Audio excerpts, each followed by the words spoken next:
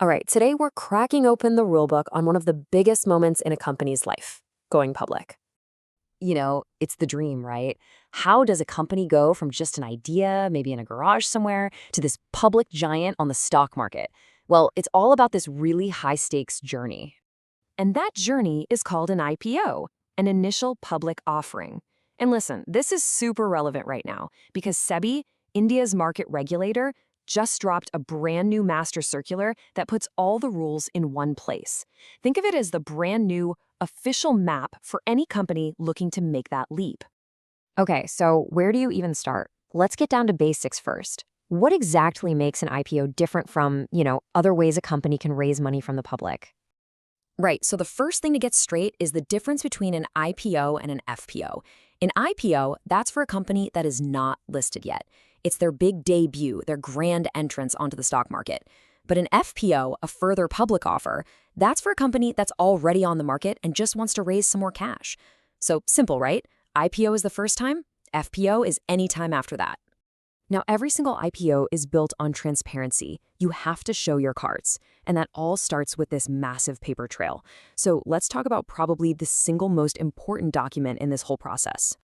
And here it is, the red herring prospectus. Why red herring?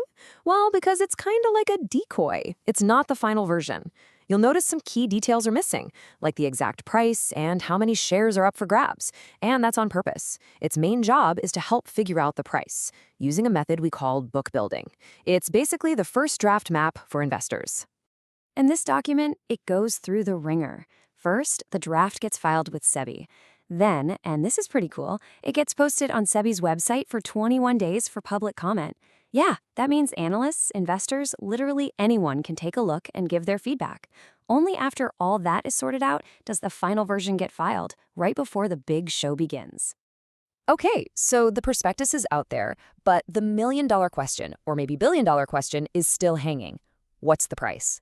How much is one share going to cost? This is where we get into the really fascinating part, price discovery. So there are basically two ways you can do this.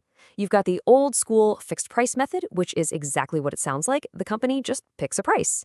But the way most IPOs are done today is through book building. And the big difference here is that with book building, the price isn't set in stone. No, it's discovered by looking at what investors are actually willing to pay. This is huge because it means the company is less likely to underprice its own stock. And this is what it looks like in action. The company sets a price band, say between 500 and 600.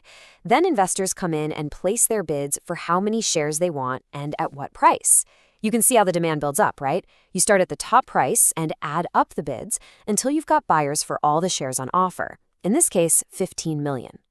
The price where you hit that magic number, that becomes the cutoff price. In this case, it's 575. So anyone who bid 575 or more, congratulations, you're getting shares at that price. All right, you've got a price. So who actually gets to buy the shares? It's not a free-for-all, believe me. The whole thing is very carefully structured. Basically, the IPO pie gets cut into three main slices. A big chunk, at least 50%, goes to what we call qualified institutional buyers, or QIBs. These are the big players, mutual funds, insurance companies, that sort of thing. Then retail investors, that's probably you, get a slice of up to 35%. The rest, at least 15%, is for non-institutional investors. Think of them as wealthy individuals who aren't quite institutions but are making big bids. This whole structure is designed to get a nice mix of big, stable money and lots of everyday people involved. Now, inside that big QIB slice, there's a really special group called anchor investors. These are massive institutions that promise to buy a huge chunk of shares. We're talking at least 10 crore rupees worth before the IPO even opens to everyone else. Why does this matter? Well, it's like a massive vote of confidence. It tells the rest of the market, hey, the smart money's in on this, and it creates this, an anchor for the whole deal. So the shares are sold, the bell is rung, the company is officially listed. But wait, we're not done yet. The story is far from over. Now a whole new set of rules kicks in, and these are all about protecting the new investors and making sure the original founders stick around. And one of the biggest safeguards in this post-IPO world really boils down to just one number: 18 months.